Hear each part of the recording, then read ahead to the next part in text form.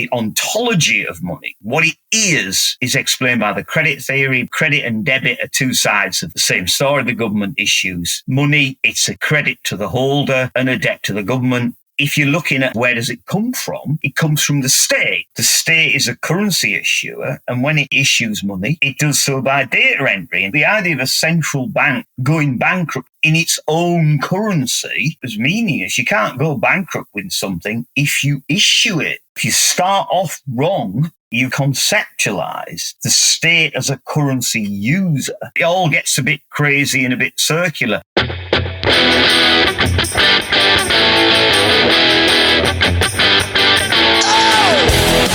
This is the MMT Podcast with Patricia and Christian Riley.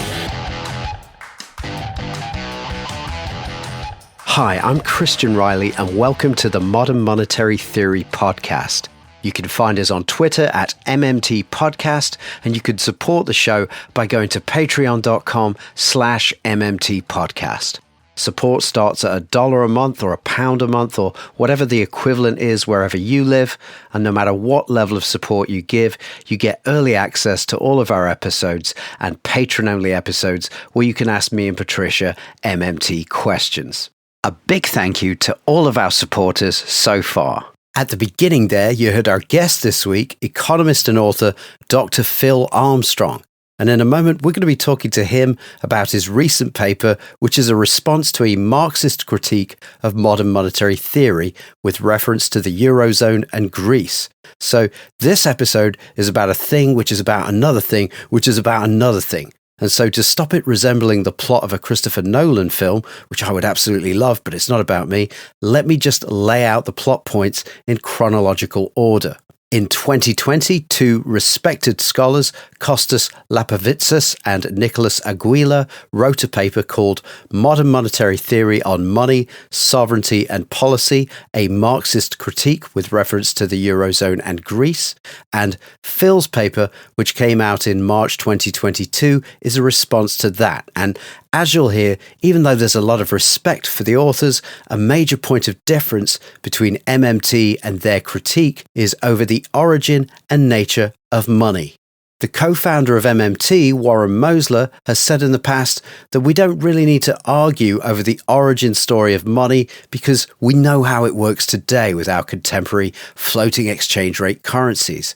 As studies have shown, and as central bankers have stated unequivocally, when currency issuing governments spend, they spend by marking up bank balances using a computer at a central bank. And you can listen to our episode 126 for more on the mechanics of that. But in short, money is voted into existence rather than dug up out of the ground.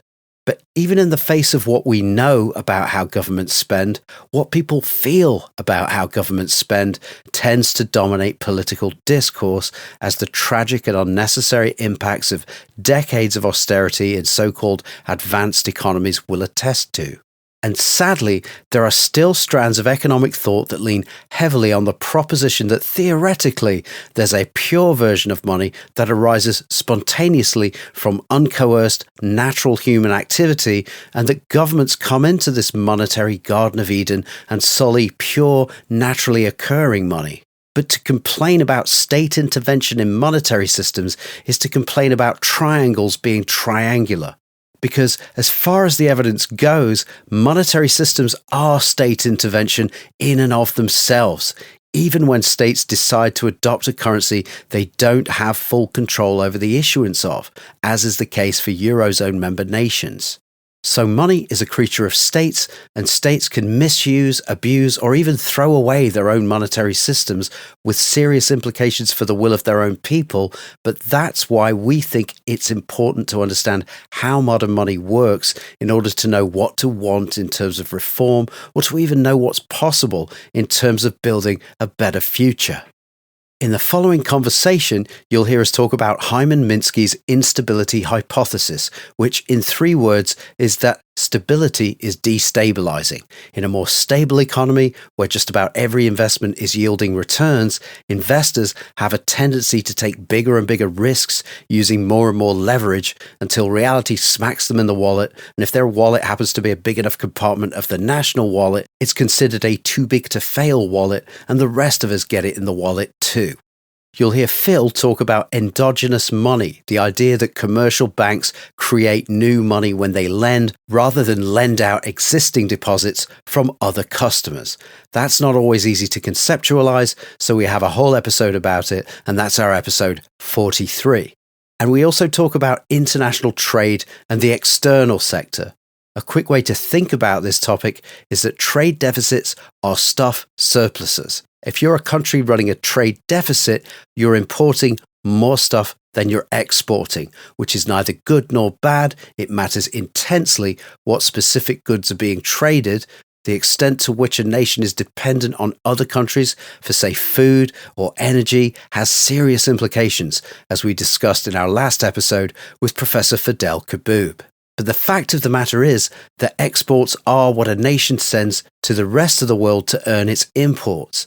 So in real terms, exports are the price a nation pays for its imports. And that's where the term exports are a cost, imports are a benefit comes from.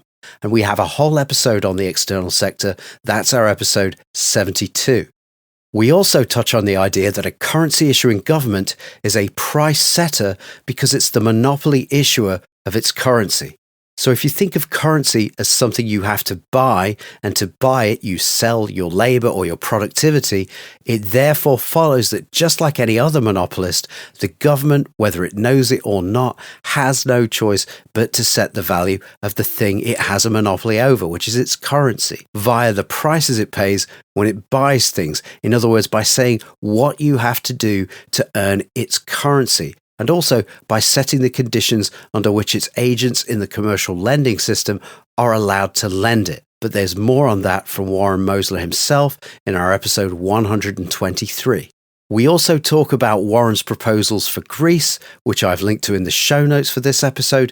And in terms of other ideas for the Eurozone, our episode 55 with Dirk Entz is about a proposal for a Eurozone-wide job guarantee scheme. So I hope you get time to check that out if you haven't already. Two quick announcements before we dive in. The first one is that applications are open to join the second MMT summer school in Poznan, Poland, which runs from the 10th to the 14th of August 2022. And that's organised by our friends at the Edward Lipinski Foundation and Heterodox Publishing House. And speaking as a participant from last year, it's a golden opportunity to learn from leading MMT and MMT adjacent experts, including Dirk Entz, Stephen Hale, L. Randall Ray, Yeva Nassisian, Sam Levy, Steve Keen, and many more in a great atmosphere and a beautiful city. Applications close on the 8th of July, 2022. And finally, the Modern Money Network's online MMT conference's final events are on the 27th and 28th of May. And that last one is with Professor Stephanie Kelton. So that's very exciting. I've linked to where you can register for those events in the show notes. And as ever, I've linked to where you can support this podcast financially via patreon.com/MMT podcast.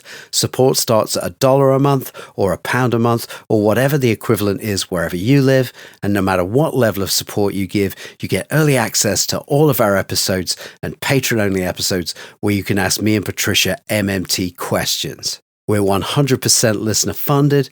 Your financial support really helps keep the show going, and your support in other ways, whether it's by recommending us to other people or just by listening and spreading the word about this stuff, really helps too. So thanks as ever for the time you put into understanding MMT. Let's dive in. Welcome one and all to the MMT podcast. I'm Christian Riley. And I'm Patricia Pino. And we're delighted to be joined again today by our friend, economist and author, Dr. Phil Armstrong. Thanks for joining us again, Phil. Great to be here. Christian, Patricia, always a pleasure, as you know. So we wanted to talk about your recent paper, which is a response to a Marxist critique of MMT. But first, I thought, to be fair, We're not here to dunk on Marxists. There are valuable ideas in Marxism. So as a scholar of economics and political economy, what would you say people in general might find useful to know about Marx's ideas? I know that's a huge question. I'm sorry to dump it on you at the beginning. My PhD supervisor is a Marxist, and he's a TSSI Marxist, so he's a temporal single system interpretation of Marx. So Marx is a massive school, and in a sense, the TSSI might be considered to be an outlying school within Marx. It's such a big school, and it has deep, deep insights. For me, what you can learn from Marx is I think it gives a devastating critique of capitalism, which is not, as an overarching, deep-seated, fundamental critique of capitalism, it's yet to be matched, in my opinion. And it highlights something that other schools don't, the inherent exploitation of workers in a capitalist system. So, this idea that workers, or labour, if you like, labour power is generating real wealth, real production.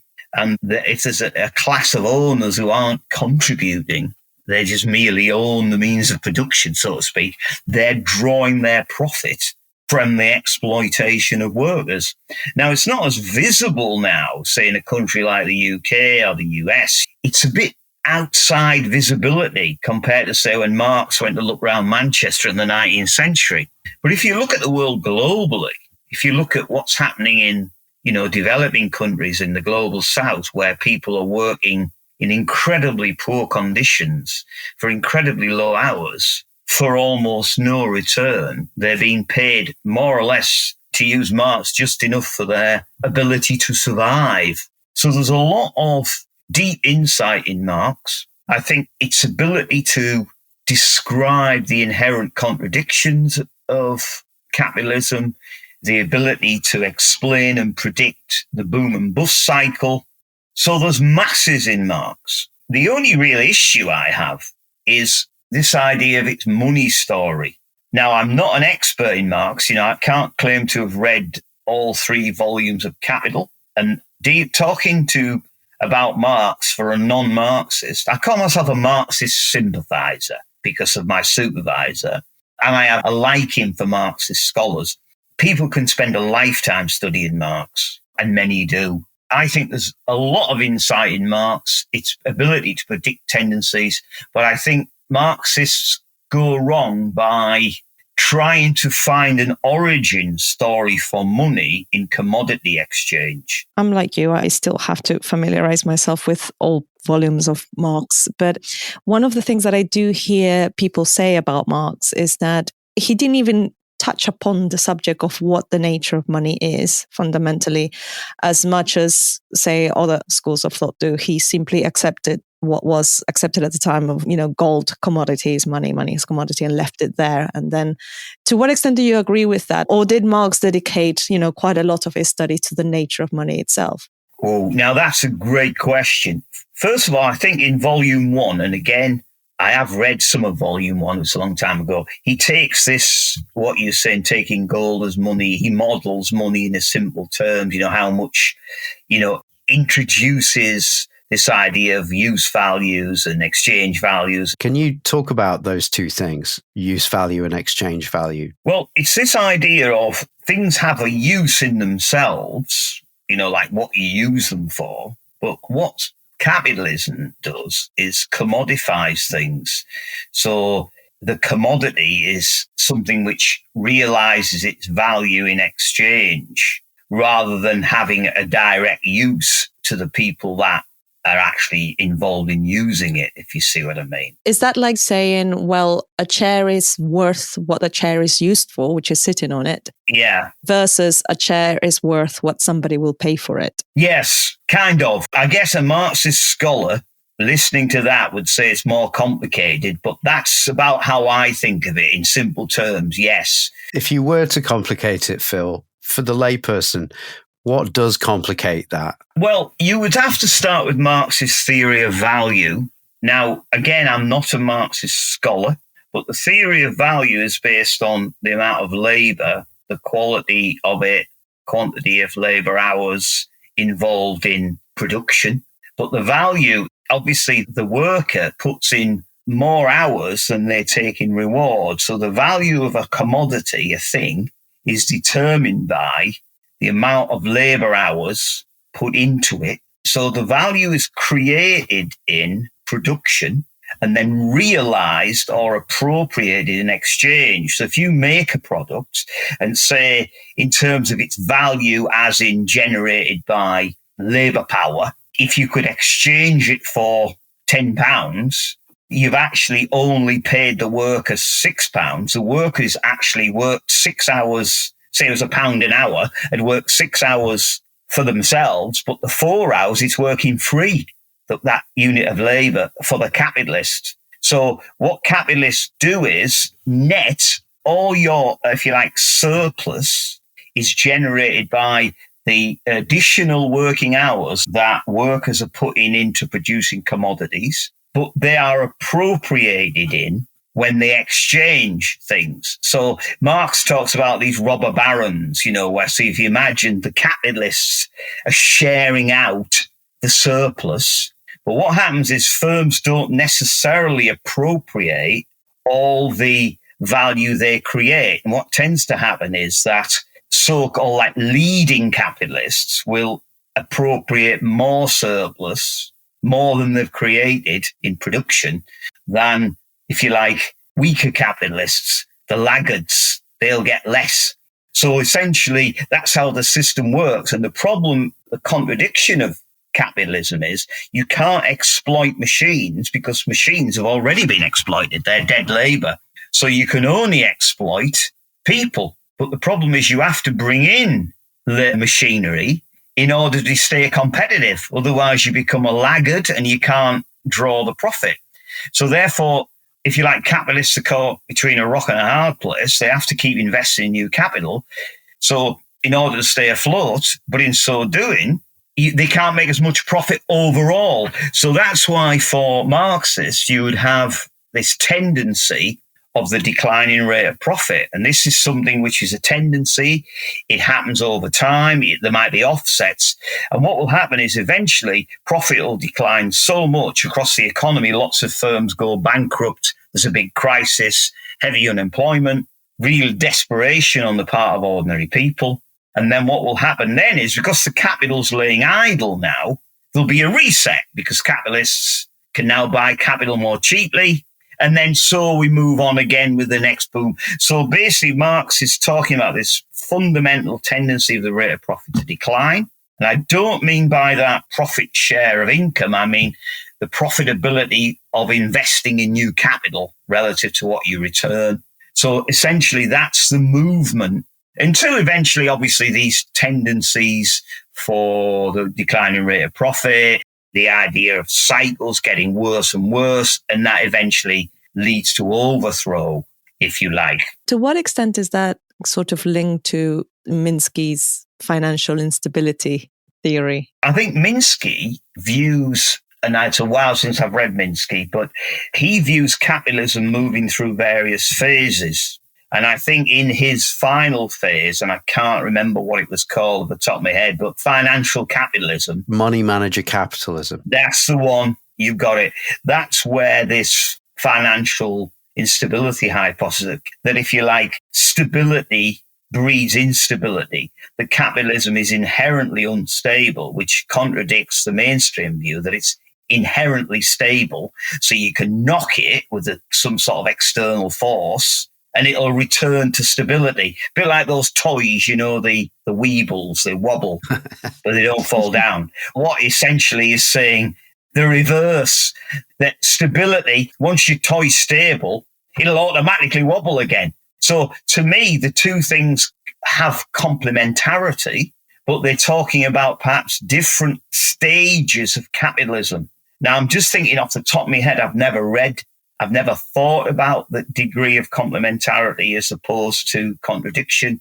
To me, they fit, but you'd have to think about the extent to which there are different types of capitalism.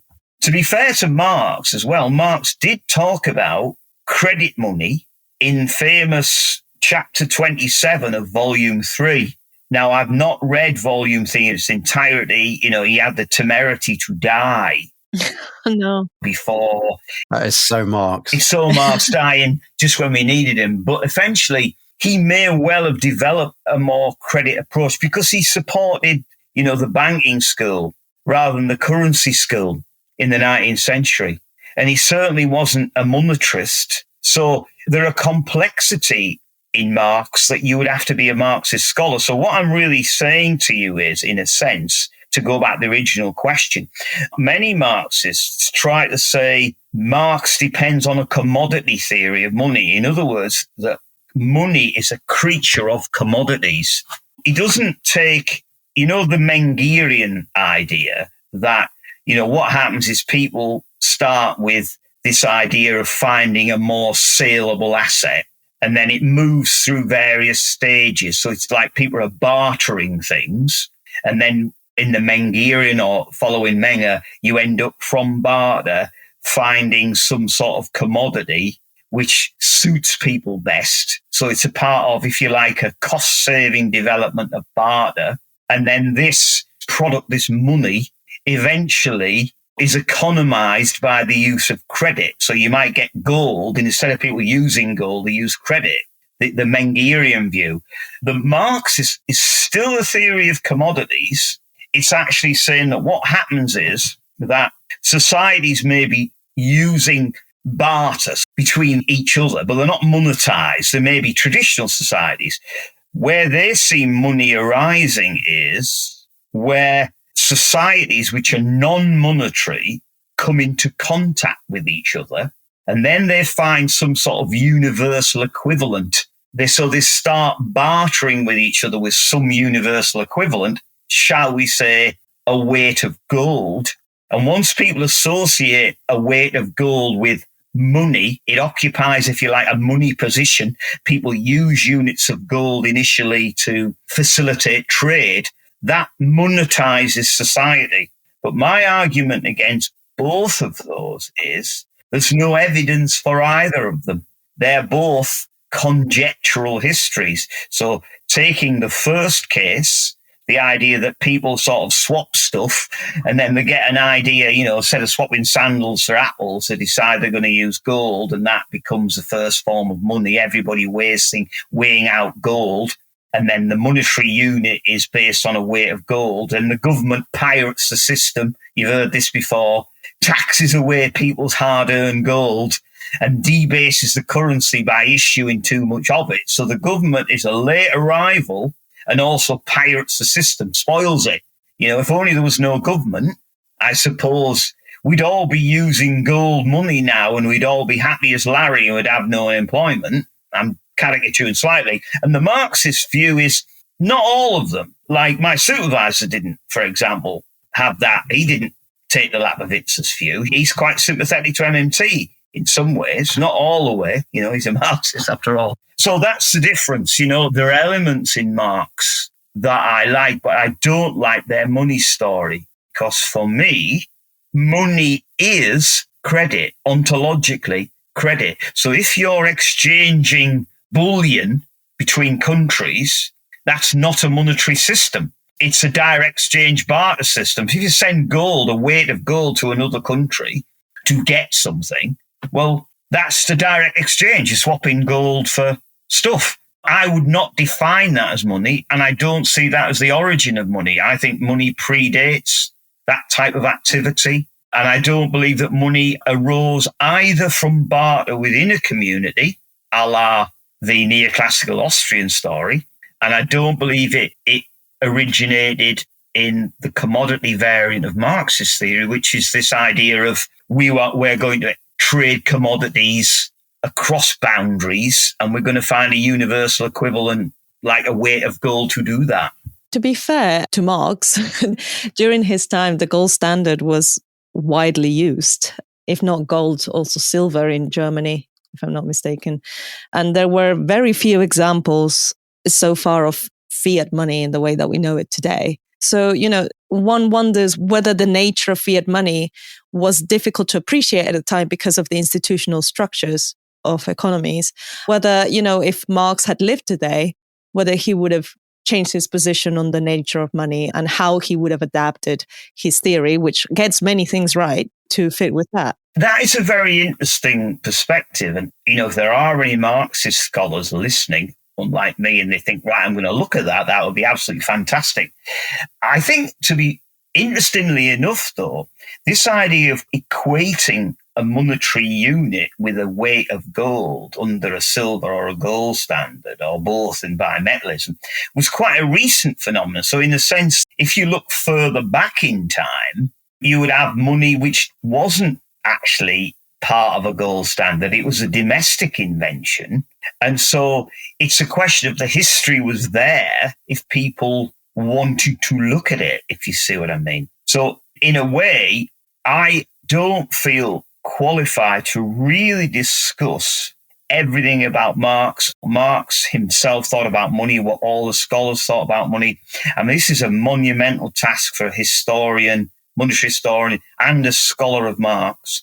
Basically, I narrow my focus into simply taking issue. To me, I'm a credit theorist. So money is credit. So if you're using money, you're effectively using a ledger of credits and debits. If you're using a weight of gold or a bag of shells to pay for things, the payment position is not occupied by money. It's a direct exchange system. So to me, it's a category error.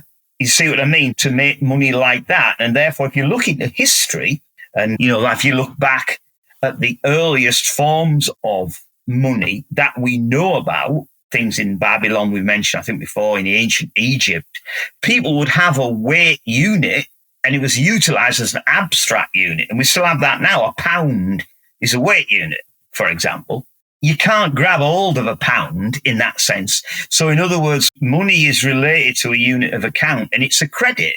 For every credit, there's a debit. That's a monetary system. And it's a domestic political institution. So if you imagine then, if you say, well, how does this idea of credit relate to NAP, CNAP, I believe. I think that deals with the actual sociology of how this credit came to be. So in other words, if you believe CNAP, he's saying, right, okay, the government first, and you've heard this before, some of your listeners, says what it requires to be paid in taxes, then it can spend those taxes. And when you hold taxes that are money spent by the government, you hold it till it's required. And as Warren says, it's a tax credit. So in other words, if you want to think of it in those terms, the ontology of money, what it is explained by the credit theory, by Innes. So credit and debit are just simply two sides of the same story. The government issues money. It's a credit to the holder and a debt to the government, etc. And then if you're looking at, well, okay, that's all right, that's what credit is. Where does it come from? It comes from the state. And that's why you can be both a credit theorist and a state theorist like me.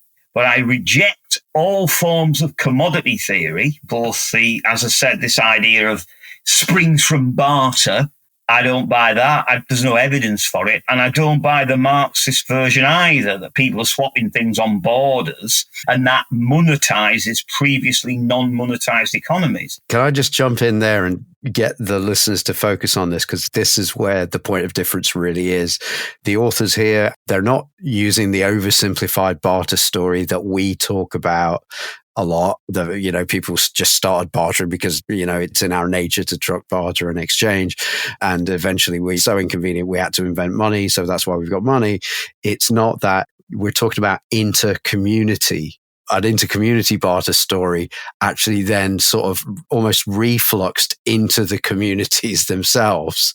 And that's where money was born. And I'm going to say, in your paper, you write that the author's quote suggests that commodity exchange between communities where foreignness is significant results in the emergence of a universal equivalent, and that this universal equivalent pervades society and provides the basis for its monetization, end quote. So could you unpack that for us so that we understand where they're coming from? Yeah, right. Well, the word foreignness is like I get from Lapavitsas and Aguila and previous papers I've read by Lapavitsis. And what that is like two communities who don't really know each other very well. So they haven't built up like community relationships. They trade with each other. And over time, when they trade with each other, they sort of hit upon some form of common unit, a weight of gold, say, a value of gold, that they can equate everything that they trade with, if you see what I mean. So basically, one country would owe another one a weight of something, could be something other than gold, but take gold as a classic example. So they would just use gold, a weight of gold, to, if you like, value what the trade deficit or surplus was. And once people get used to this inter-community trade with a weight of gold, that monetizes the society. So in other words, you're used to external trade being based upon a weight of gold. So you then try using a weight of gold. So your origin of money is a weight of gold. And that's where money comes from. It's a creature of commodities. And then everything's, if you like, valued in terms of gold. And again, so there will be a labor theory of value for a weight of gold. You know, how much labor is required to produce a unit of gold. And that will give the gold its value relative to other commodities according to the labor value of money. So that gives you your monetary unit, gold. That's where it starts from. It's a barter theory. And that's their idea. So from my point of view, as I say, it's a category error. One of the reasons is that if you're just trading something for another thing, there's only two people in it, you know? So it's that sense that if communities are trading weights of a particular product, say gold, that's how it gets into society. But the problem with that is it's very like the, if you like, conjectural history of mainstream economics. They haven't found it. I've looked hard. I've looked through a lot of the literature. They need to provide evidence, it seems to me at least, of, right, let's look for economies that were clearly non-monetary at a point in time, then engaged in this so-called intercommunity trade, and then you can plot, you know, the monetization of those economies following that. I don't find anything. So it's a conjectural history, whereas the credit theory, you've got masses of evidence how individual rulers wishing to command their own domain to give them things, you know, like we've said before, we'll invent a unit, could be, you know, a weight of grain, a weight of silver initially, but once time goes on, that unit becomes an abstract unit. So you might have like a shekel weight of silver, so you have a shekel, but after a while, it becomes just an abstract unit. So, you know, a weight of shekel of silver, usually the metals went up, they'd be worth more than a shekel, if you see what I mean. And so the unit is an abstract unit. But the crucial thing, this is the crucial thing, the state determines the abstract unit and it can change it anytime it likes. It doesn't come from either some sort of mysterious intercommunity trade,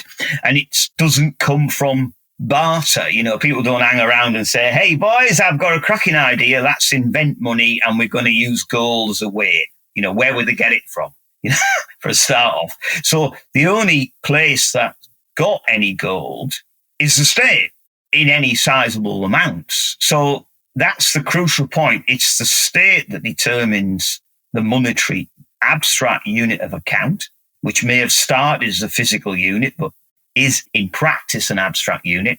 And then once you've done that, they can issue their own credit denominated in that unit, which is actually what happens in all these countries. So now they're an abstract unit, $1, £1, and they issue credit. So the abstract unit of account doesn't stay. And if you look through history, you find great volumes of evidence to support credit state theories, you know, like Randy Ray's book in 2004 with Hudson, Henry, many other great writers. Ingham is a major writer in there. So I reject so-called conjectural histories as if it could happen, even though we've no evidence it did. I prefer, well, rather than making up something that could plausibly happen, let's look for what did happen. And that's kind of where I come from. And I just wanted to take on the Lapavitsas' critique of MMT because they say money is a creature of commodities. It's not. It's a creature of credit. And that's what it is. It is credit. So they make a category error. Maybe there are listeners who are more familiar with the Marx story than they are with MMT story. I certainly hope so at the moment. But perhaps they may be wondering why we're focusing so much on what the nature of money is. Would you say that, I have a way of seeing it, and I would like to pass that through you to see whether this is the kind of the right simplification, because it is simplification. But is the nature of money basically telling us something about the capacities of the government? And in the commodity story of money, the government is, as the neoliberals might see it, an external entity to the market. Yeah. And in the MMT story of money, the market not only was created, but relies on the government for continued existence. Is that the right way of saying it, or is there a better way of framing that? No, I think that's an excellent way. I'll give you an example of why you're right. I'll just put the Marxists to one side for a moment. When I talked to an Austrian school economist, I said, what do you think about the state theory? Now, his first response was, quote, it's abhorrent.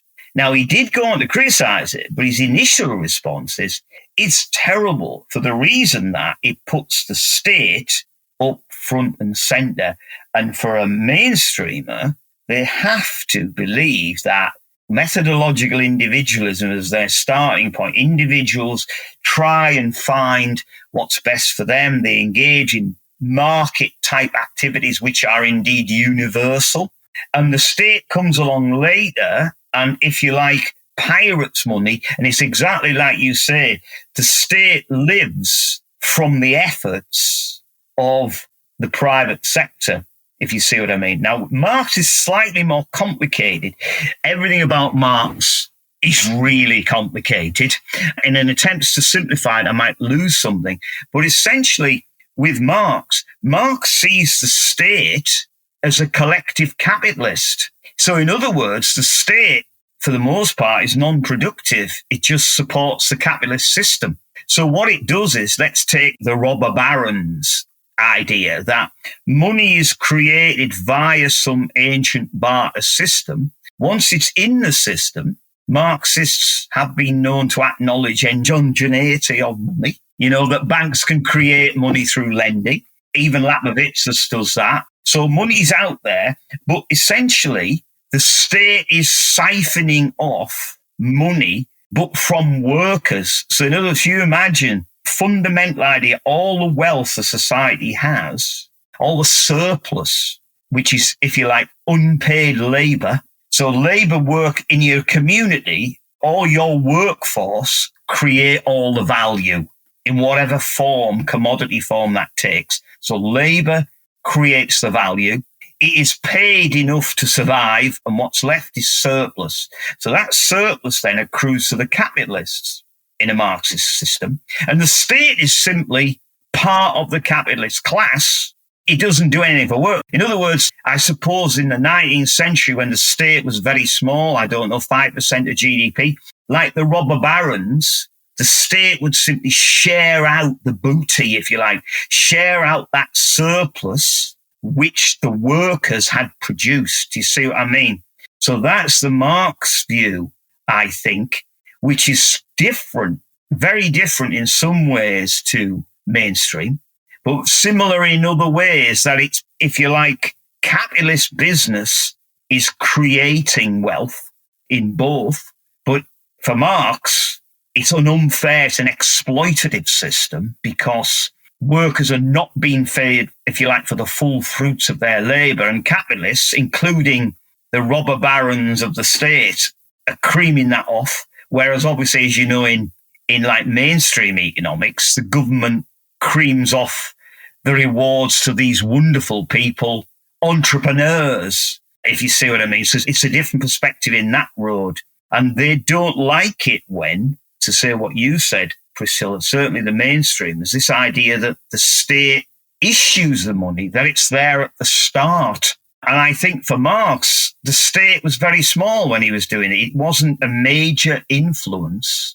And again, I'm not a Marxist scholar, on the pattern of accumulation, the ability, businesses and the trade cycle was not really massively influenced by the state. There were no automatic stabilizers, no major fiscal policies. So, you know what I mean? The state wasn't seen as a major player in economic activity in the way that it would be now, if that makes sense. So I think Marxists don't necessarily like the state in the same way that, say, a Keynesian might.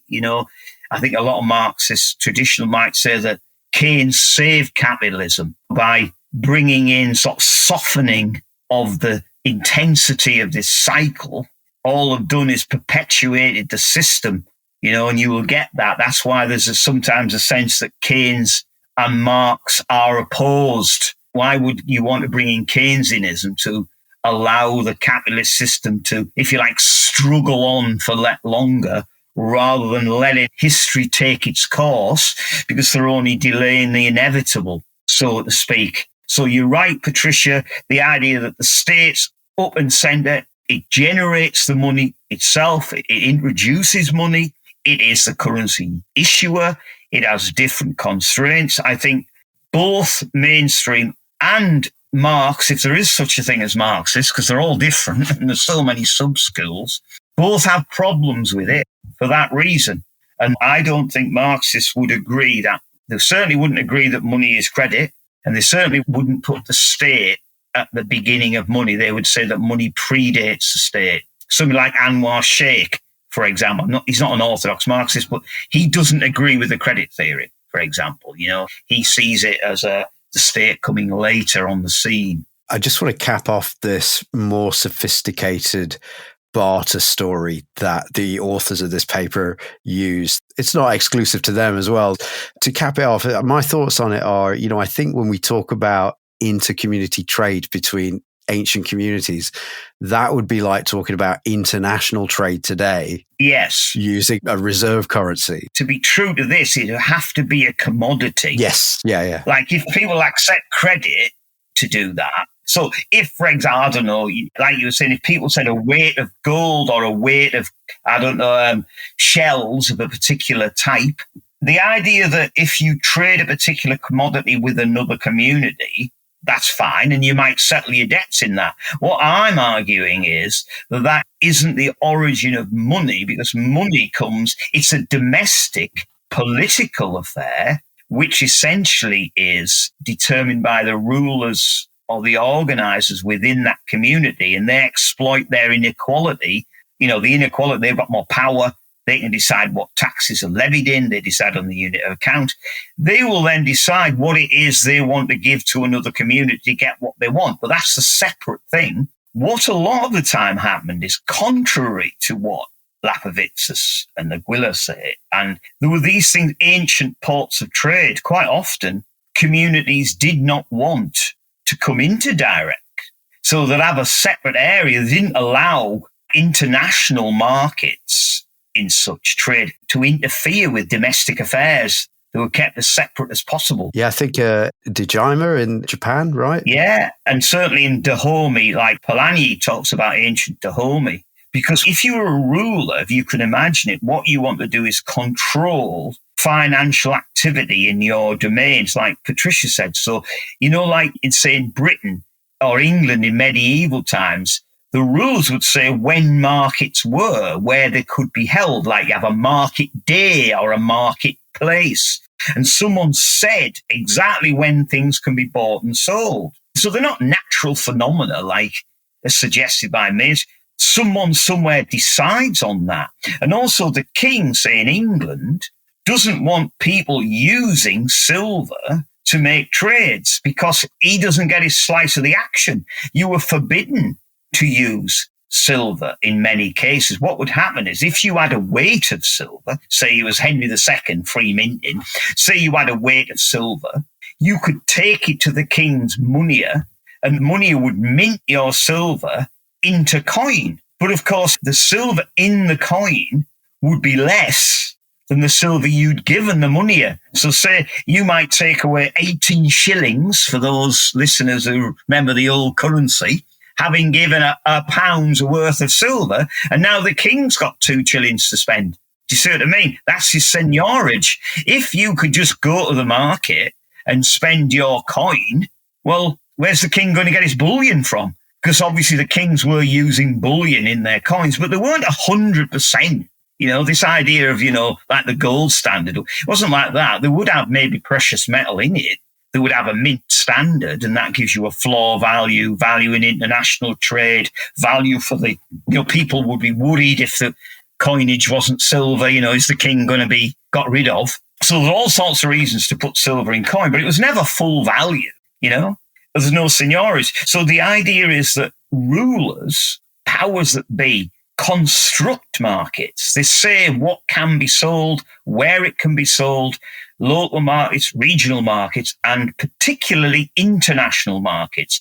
They probably would have recognized international merchants who were given license from the rulers to go and explore, find things, and the ability of international traders and, if you like, international movements to permeate society in the early days is very, very limited for obvious reasons, because the ruler wants to retain control. And obviously, I don't know, you may send one of your merchants out with some of your surplus silk to see if you can get something from other countries you haven't got, like gold. It's all very strictly controlled by the monarch or the ruler. It's not like do what you want. And this idea of innate ability to truck and barter, people just naturally truck and barter, and markets spring up, from nowhere, and people just automatically come up with a unit of account. Well, how's that going to happen? It just simply didn't. You need a central authority to do that. But back to the point Patricia makes, once you admit that the state is the state that initiated the unit of currency and is a currency issuer from the point about the mainstream, the right wing, their whole economic edifice, that everything starts from methodological individualism. Now, from my point of view, the Marxists are no defenders of capitalism. So why do they need to keep hanging on to this, if you like, conjectural history of money springing from barter? They don't need it. They can get rid of it, because a lot of modern Marxist thinking, they understand endogenous money very well. So they don't need that history story. They understand the exploitative nature of capitalism. So they don't need it. To me, it's just a personal opinion. If Marxists would accept credit and state theory of money and build it into their model, they would be enriched. And maybe, MMTers have got things to learn from Marx about the philosophy of Marx, this idea of the pattern of accumulation, the idea of capitalism being inherently exploitative. And there's lots of things, I think, on a philosophical level that MMT and Marx can work together. And I did bring up my book, which I wrote a chapter in. It's called Contemporary Issues in Heterodox Economics. And in that book, my PhD supervisor, he's an absolute legend. Why he is so good is he understands Marx really, really well. Professor Nick Potts is called.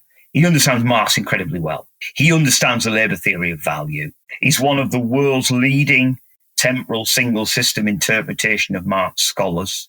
But why I respect him so much is that he's open to a lot of MMT's ideas about origins of money, about the way MMT describes how the state spends first and taxes later. So in many ways, he's a Marxist purist. He believes in the labour theory of value. He believes Marx's theory is internally consistent. Not necessarily right, he thinks it is, but not necessarily so. But yet he can embrace MMT's view of the monetary system. And I think, Warren says what's wonderful about MMT is it's a grassroots movement pushing forward reserve accounting. And he said, you've probably heard him say that. It's incredible in a way. It's not about environmental destruction. It's just basically saying we want to understand reserve accounting, how the monetary system works. And that's where it starts. So to me, it's perfectly reasonable for people who essentially accept a lot of the things in Marxism to buy into what MMT is saying about the monetary system. There's scope there. But it's about personalities. We've said this before. Some Marxists may be open-minded enough to work alongside MMTers without sacrificing their own principles. Nick doesn't agree at all with everything I say. And he agreed to co-write a paper with me, which is on the GIMS site. It's post-COVID economics, time for a change or something like that. So if your listeners were thinking, well, all right, it's fine what you're saying, but if Marxists and MMTers were to write something constructive together, what does it look like? We've done it, and it's on the GIMS site. I read Lapavista's paper and Nicolas Aguilar's paper on MMT a while back. At the time, I sort of wished that more critiques on MMT were that thorough. and it came from a good place, even if we disagree with some of their points. I know that on many things, MMTers say they are allies in the sense of criticizing the EU, for example. Lapavitsas has always kind of been on the same side as MMTers. And I know that they've been happy to hear out MMT, and they did make an effort to understand what MMT was trying to say, even if in the end they disagree with it. What we're doing here, maybe a bit of a clarification, is that we're coming from a place of respect for these academics, and we kind of wish that there were more like them. Yes. I mean, I did try to interview Lapavitsas for my book, but I don't know if he got the email. I respect both him. I don't know Aguilar. I respect a lot of the things he does. In a way, I'm engaging in scholarly debate with people I respect as academics, and I think you're absolutely right. I think there's massive scope to work between MMT and Marx. Even Lapavitsas, I've never met him, although I'd like to. So it's only a scholarly debate, and often people I disagree with, like we alluded to before. I think there's potential for me, just to, if you like, to agree to disagree on certain points, but have some element of commonality. And we do agree that we don't agree with the mainstream view. And so we have elements of commonality, even on money. And as I said, Lapavitsas and a guy called Makoto Ito wrote a book, I think it's called Banking and Finance, in 1999, I think. And I've got that book. And a lot of their analysis of the banking system and endogenous money, I actually agree with. It's only on this one issue they seem to persist in trying to defend money as a creature of commodity. So I absolutely agree with what you said, Patricia. I have a lot of respect for Lapavitsas in many ways and his work. If my memory serves me right, he was actually an examiner of my PhD supervisor himself. So he was one of his external examiners. So it's a small world. Why I was so fond of Lapavitsas was because of his position on Greece and his criticism of the Eurozone, particularly Eurozone austerity. But for us MMTers who understand money as a creature of the state, the idea that the state should be constrained in its capacity to create employment is our major issue with the Eurozone, and why many think that it should be dissolved, and that the state's ability to issue its own currency is fundamental for democracy within that country. But Lapavitsas obviously doesn't go along with our state view of money, and instead comes at it from a different perspective. And so I'm wondering whether you found anything with regards to their view, because in my perspective, they already sort of accept that full employment is unattainable. Yeah, I mean, because I've not met them, I put that as a peg in the ground to start with. It seems to me, accept this state as a currency user view. That might fit with that sense that if we go back, we said earlier about like in the 19th century, it's workers that create all the wealth. And the state is just another entity that takes that surplus from the workers, if you see what I mean. So it's like one of the robber barons, It may be potentially in a modern world has got more ability to provide good things. If you like a fundamental sense, it seems to me they analyse and think about, they wrongly conceptualise the state as a currency user. And they don't understand, or they haven't fully grasped, the deep lying capacity of the state that MMT brings. I think the big tell is that there's this assertion in their paper, which is, quote, that for Greece to issue its own currency, its central bank would have to be refounded. And this refoundation would require the recapitalization of the central bank because, to quote them, the central bank is still a bank and its creditworthiness rests on adequate capital, unquote. Now, that really does speak to a lack of understanding of what central banks are in a fiat currency system. If you imagine you've conceptualized at a deep level the state as a currency user, and you don't even know you're doing it, because people do conceptualize the state as a currency user on a big scale. They do that all the time, and Marxists do that when they think about it all the time. They talk about state borrowing money, the debt. So they talk about debt being a burden on the taxpayer. So from their point of view, that makes absolute perfect sense that it's still a bank. The central bank's like any other bank, and it can go bankrupt. What they haven't realized is that the idea of a central bank in its own currency going bankrupt is meaningless. You can't go bankrupt with something if you issue it. So I'm not trying to be mean enough with Lapavitsas and Aguila to compare them to Hayek, but if my memory serves me right, Keynes once said of Hayek, a remorseless logician starting with an error can end up in bedlam. So if you start off wrong with the idea that a central bank needs to get capital from somewhere, even though it's issued the capital itself or set the rules for other banks who are its agents to issue the capital, it all gets a bit crazy and a bit circular.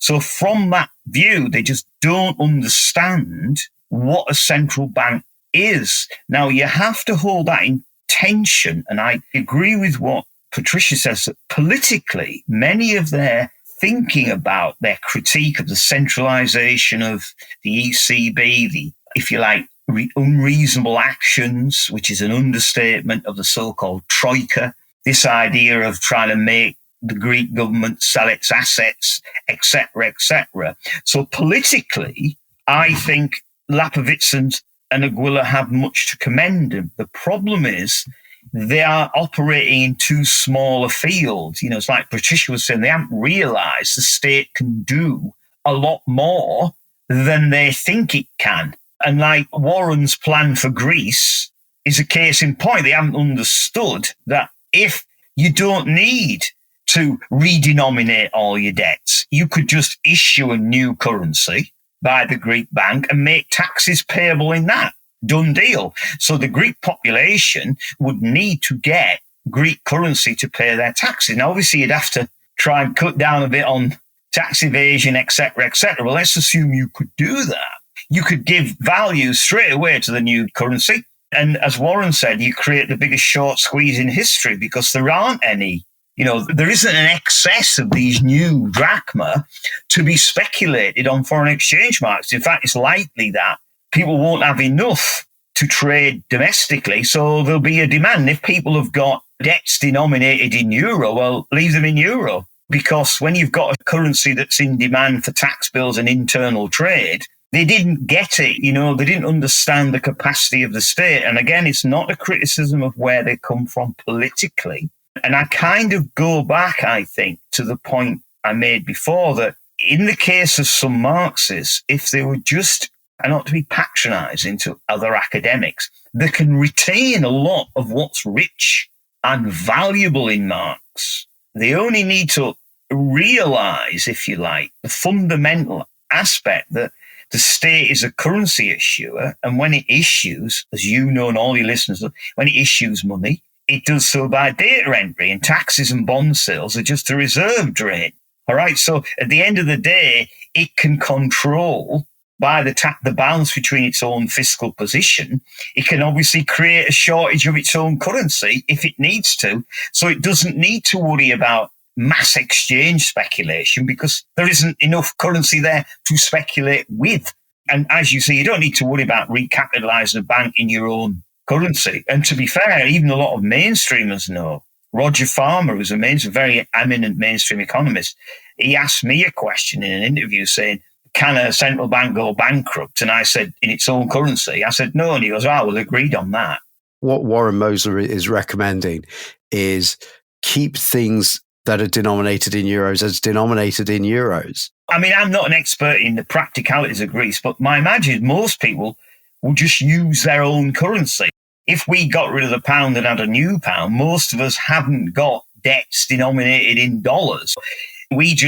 Most workers and ordinary businesses were being paid in euros, but they haven't taken out massive euro debts in other countries, you know what I mean? That sort of thing. So if it's all internal debts between businesses, you can pay those in drachma. But obviously international debt just remains denominated in whatever currency it was, euros or dollars or whatever it is, like anything else. In a way, you solve the problem at source because the government can control the value of its own currency by the prices it spends. As you know, the price is a function of prices paid by the state. So the state ultimately can control the value, domestic value of the new drachma. Obviously, it comes to competent government and competent management of the fiscal mechanism. But the question is, that might be one of the issues. If you say sometimes, do the Greek, and I've not been to Greece for some time, do the Greek population trust their own government? That might be a bit of a problem. You know, that for all we say about MMT, and it makes absolute sense, that could be a problem persuading people that governments that maybe haven't got a great track record are actually going to be able to do it now. So you would need competent people. In your paper, you note that Lapavitsas and Aguila also make the unfounded assertion that, to use their words, MMT generally downplays the balance of payments constraints since it overlooks the international functioning of money. What's your response to that? In my opinion, they don't conceptualize what a balance of payments issue is, because as you know from MMT, if foreign countries are prepared to accept your currency, then you can run a current account deficit, can't you? So the balance of payments is not really an issue, provided you've got the ability, someone's got a positive net savings desire for your currency. So in a sense, that's how MMT conceptualizes what the balance of payments is. The problem really is if you have something Fidel talks about, if you have a real resource poor country, then it's in trouble if it hasn't got enough, if you like, domestic capacity to feed itself or to have enough fuel, and foreign countries have no desire to net save its currency, then they are in trouble and they might feel the only way to survive is to borrow in foreign currency. You know, I accept that.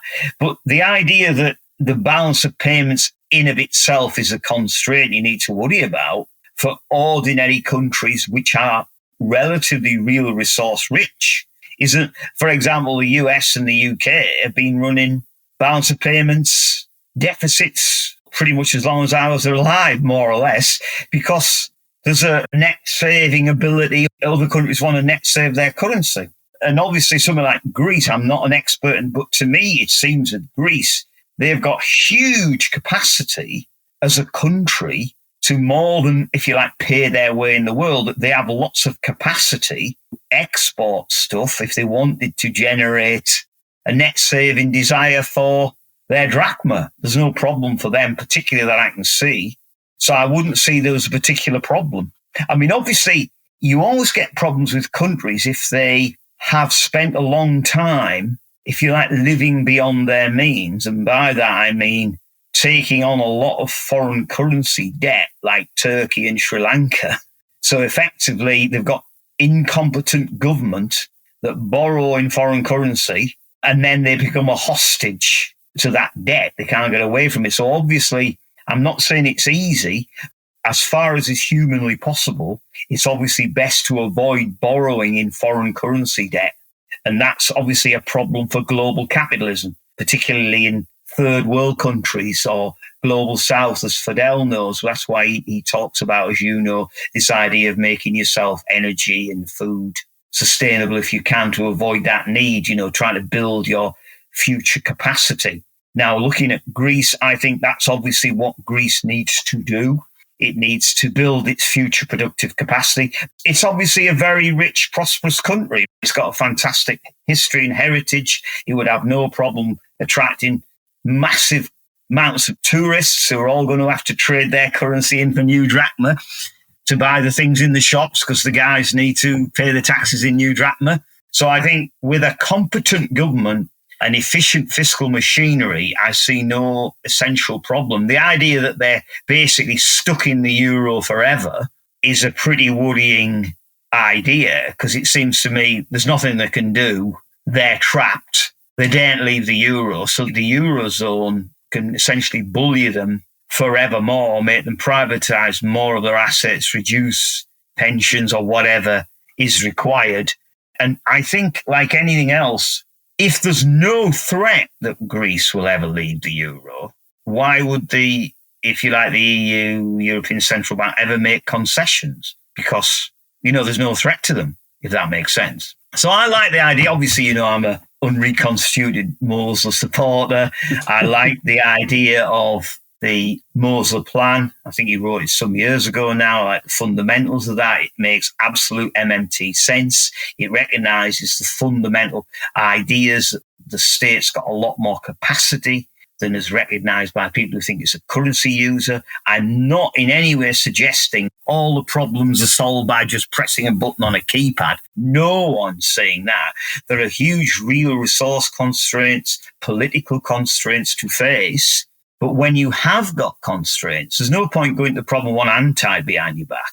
Let's look at capacity first. There's nothing to stop the Greek government issuing new drachma, levying taxes in that.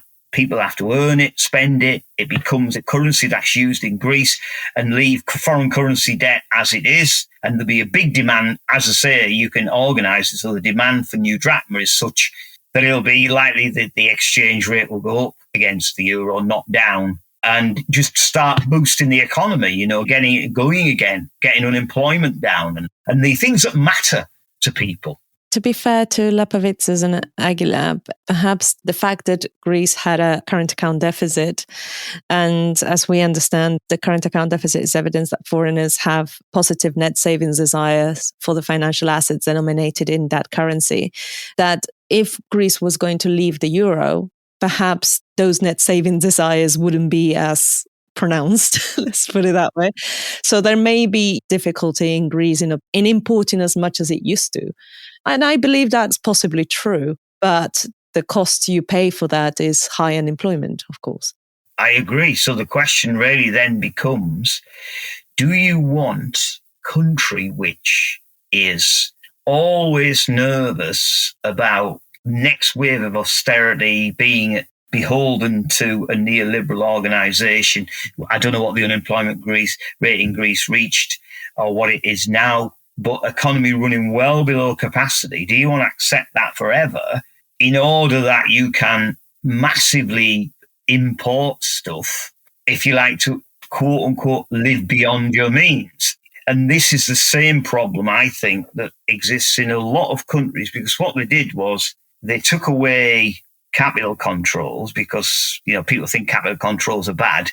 Then there's a big inrush of foreign capital. So at that point, then, that drives the value of your currency up artificially and makes people think, if you like, the elites in a country, and I am being political, that they can then import masses of stuff off the back of that. But of course, when their value is going up, they all think, oh, well, we're doing great. We can do what we want. So normally the elites start cronyism and stuff and borrowing yet more foreign currency to build ever more, if you like, conspicuous importing. And then, of course, when there's a problem, maybe the exchange rate crashes or there's fear of something from the foreign capital, all leaves, the exchange rate crashes, and now you're left with unsustainable foreign debt.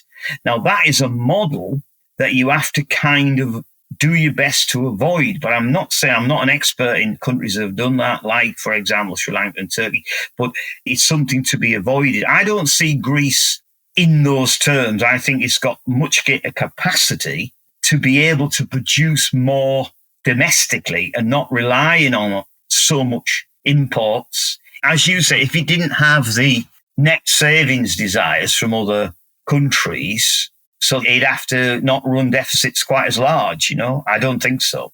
It'd be interesting to know, I think it's got great export capacity, the real cost of imports. So I think that Greece seems trapped if it stays in the euro. At the moment, unemployment in Greece is about 13 or 12%. It's come down slightly from 2020, early 2021, when it was 17%. And maybe in 2019, it was almost 20%. So it's not a trivial figure. I imagine it's sky high in youth unemployment as well, though. It's got to be much higher, isn't it? Yes, probably around 25 or 30%. And also, that's not even mentioning as well, underemployment. Many people working well below their qualifications and well below the hours that they wish they could be working. So those are the stakes. Yeah, those are the stakes. And it's not a trivial matter. And it's something that in the long run, and it's been 1.5 decades since the crisis, it's hugely damaging to the well-being of a country. I'm really glad you put it in those terms, Patricia, because I think we're here talking about, the economy is running way under capacity. And that kind of technical phrase disguises real suffering. Under capacity means austerity, people are dying, people are really suffering, And of course, there was huge emigration as well of people from Greece to other countries in the EU and to Britain as well. And many of them, I think I saw a paper, I might share it with you, talking about how probably 70% of those people who emigrated got jobs that were well below their qualification level. So it's not like they went off to have better lives. They actually went off to accept a lower standard of living that they would have before the crisis. I remember going to Italy on a similar thing a couple of years ago, really. And I was meeting trained architects who were working as tour guides in the Uffizi galleries, and they're in their 30s. There's no jobs for young architects. And then I met an architect who was actually from Italy, lived in Verona. He was travelling to Weybridge in England. I've never been to Weybridge, but it doesn't sound as exciting as Verona to me. I have been, and you are correct. No offence to any Weybridge listeners, but if you've been to Verona, it's got a bit to... And I said, not to be rude, I said to him, what are you doing here? And he didn't want to be. It's because there was no jobs in Italy. And in terms of really, there was a depression of quality professional jobs. If you walk around an Italian city in the summer, it's a hive of activity with the cafes and everything else and the bars. It's great. But there's a lot of hidden, like you were saying, hidden unemployment where the youth of some of the southern European countries, the opportunities aren't there because of the enforced natural, if you like, contractionary nature of the Eurozone. That it doesn't allow degree of response required to boost the economy. And that's why I like the idea of Warren's plan for Greece, this idea that use the currency issuing capacity of the state, like Christian said, to boost jobs, to create wealth, to give people a chance. And once you recognize that, the problems aren't easy, but they can be solved. There's more capacity. And this idea of attacking MMT in such a way as in the Lapavitsas and Aguila paper, I think is counterproductive. There are ideas that if people like Lapavitsas and Aguila would accept MMT is correct on, and that's why I wrote my idea, can heterodox economics make a difference? Can there be a heterodox paradigm? Is it possible for heterodox scholars to actually work together? And to me, articles like that are a missed opportunity because best will in the world, if you look at what Warren's suggesting, is there anyone in the world with a better track record on finance than Warren? I've never met one, So, why don't people, in a sense, accept the virtues of that plan instead of dogmatically hanging on to outdated, deep-seated ideas like treating the state as a currency user and not accepting that capacity? I'm not in any way suggesting, of course, that these things are easy. You still need competence. You need competent people in key positions to make these things work. Even if you understand MMT, base your policies upon a deep understanding of the currency issuing capacity of a state, you've still got problems. But at least you know correctly what those problems are and what you have to do to get round them, if you see what I mean. So I'm not underestimating that, which MMT is often criticised for. And as you know, mischaracterisation of MMT is a major problem. Lapavitsas and Gwiller tend to just say things like, well, MMT had little to offer, or things like that are a little bit irritating to me when I look at it, because I'm thinking, well, you've not really given it a fair crack of the whip, in my opinion. Whatever the solution is going to be for Greece or Sri Lanka, it's not going to be a lie. We got to start with what's really going on. And MMT really gets to the heart of what money really is. Therefore, if you go to, say, Warren or somebody that understands modern money and go, here's what we want our modern money to do, the MMT-informed policymaker is going to get there much faster because they're not working with myths. Yes, exactly. Brilliantly put. I mean, I've used this analogy many times, but if you think about it, people used to think the Earth's at the middle of the solar system. So they're trying to solve problems related to astronomy. And they were getting things wrong, obviously. Then Copernicus says, no, it's not right. It's the sun at the middle and the Earth goes around it. Now, that does not mean that we've solved all the problems of astronomy. I mean, you can get an astronomer who says, no, we keep finding new problems every day. So this idea that MMT is an easy solution is a nonsense. But as you say, you're not basing your thinking on a myth. You're basing your thinking on thorough and detailed knowledge of how the monetary system actually works. If you like, the actual ontology of money as credit and the actual, if you like, sociology of money, where it came from. It comes from the state, or if you like, large central stakeholder. And taxes drive money. Taxes, well, it's a tax. That's what money is. It's a tax credit. And if we conceptualize things correctly, move away from this money started from barter in one form or another, because money and barter are totally different ontological things. Barter is two agents swapping something, whereas money is three agents. You know, you have somebody giving the credit on somebody else, someone else. You know, if you give me £5 note, you're paying with the credit on someone else. So it's a different ontological thing. A monetary system is a ledger of credit and debit, and it has to be kept separate from any sort of money as a creature of commodities, because that's not what money is. You know, swapping commodities is a different thing.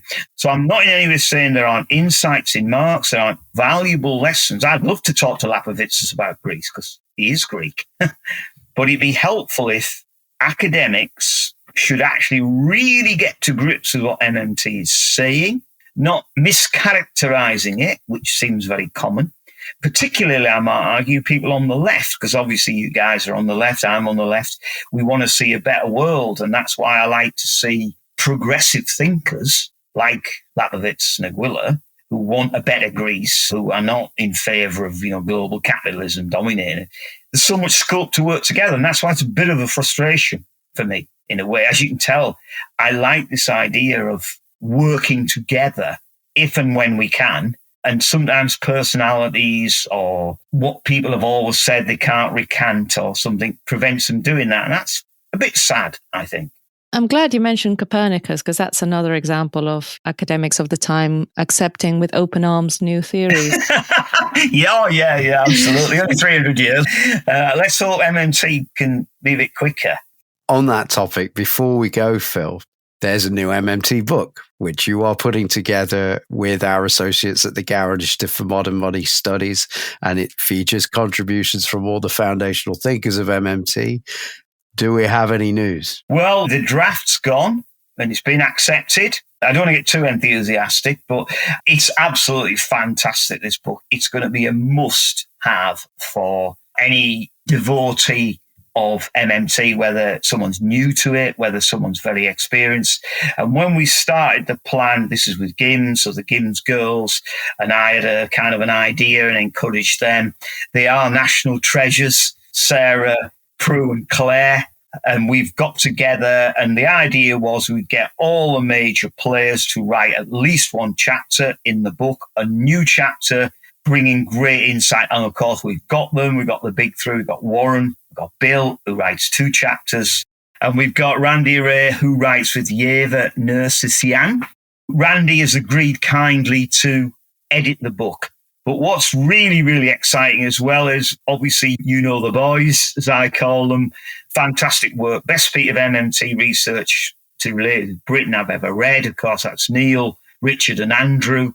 They have this very large paper that's on the GIM site. So the idea was reduce it down. Well, it's a large book chapter. So that's in there. You know, the accounting model of the UK Exchequer, absolutely fantastic to get that. I'm so delighted that's in there. 3 great scholars, fantastic.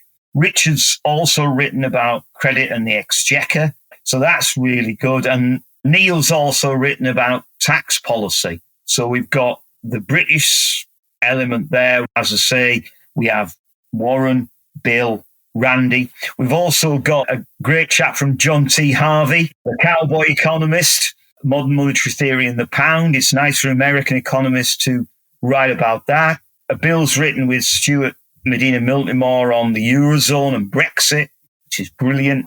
What's very exciting as well, we have got Pavlina, which is a great catch of the younger generation. We've also got a chapter from Daniel Costa, who's an expert on the job guarantee in Argentina. So we've got a global South application.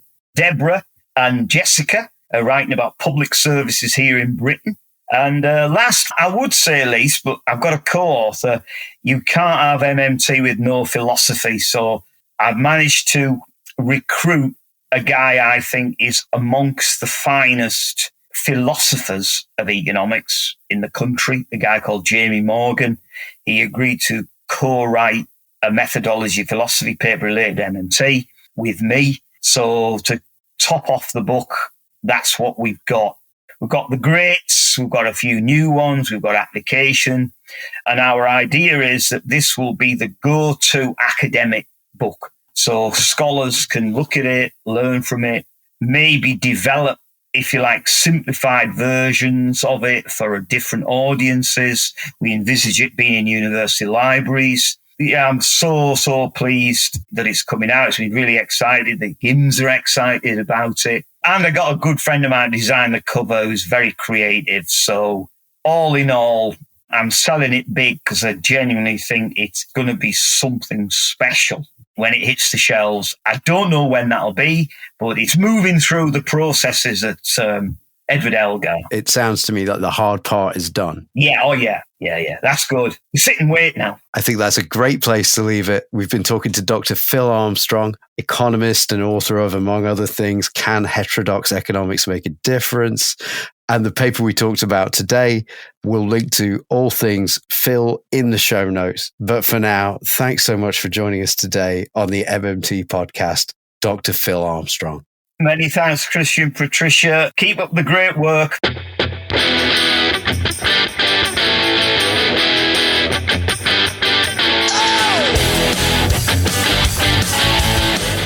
That was the MMT podcast with Patricia Pino and Christian Riley. Don't forget, you can support the show through Patreon, starting at $1 a month and get access to patron-only episodes. You can do that by going to patreon.com/MMT podcast. You can also find me on Twitter at MMT podcast, and you can find Patricia on Twitter at Patricia N. Pino, and you can email us at mmtpodcast@outlook.com. Thanks for listening, and we hope to hear from you.